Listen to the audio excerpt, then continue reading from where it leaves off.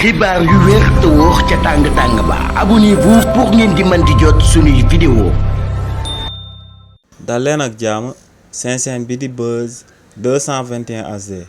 ci la waa conseil constitutionnel jëlee ndogal daal di dàq ñeent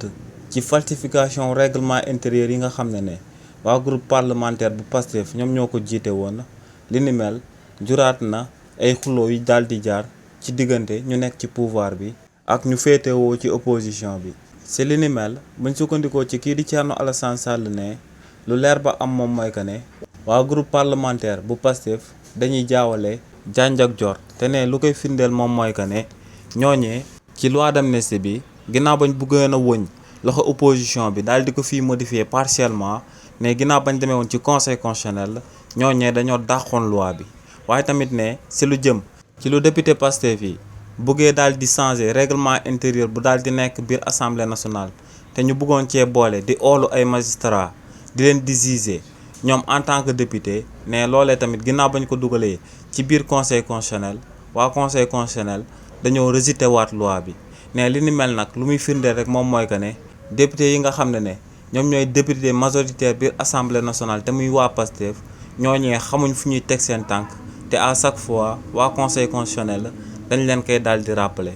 ginnaaw nag ba kookee di Thierno Alassane Sall yëkkatee kàddu yooyee kii di Ismaïla Diallo di vice président ca assemblée nationale daal dina ko ciy tontu. kii di Ismaïla Diallo ne lu leer ba am moom mooy que ne ci modification bu règlement intérieur bu nekk biir assemblée nationale waa parti bii di Pastef dañ cee daal di proposer lu tolloog 136 projets de loi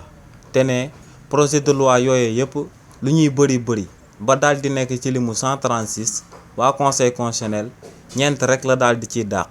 kon ne lu leer ba am moom mooy que ne mbir moomee warut woon a jur benn polémique warut woon a jur benn coow ci réewu Sénégal waaye ne sëgëm nag waa opposition bi sëgëm du ñuy amal ay critiques yu objectif mukk ne li ni mel moom moo sabab ñuy attardé wu ci ay détails yi nga xam ne dans les normes waroon naa daal di ñàkk ci réewu Sénégal. xibaar yu wér te wóor ca tàng-tàng ba abonnez-vous pour ngeen di mën di jot suñuy vidéo.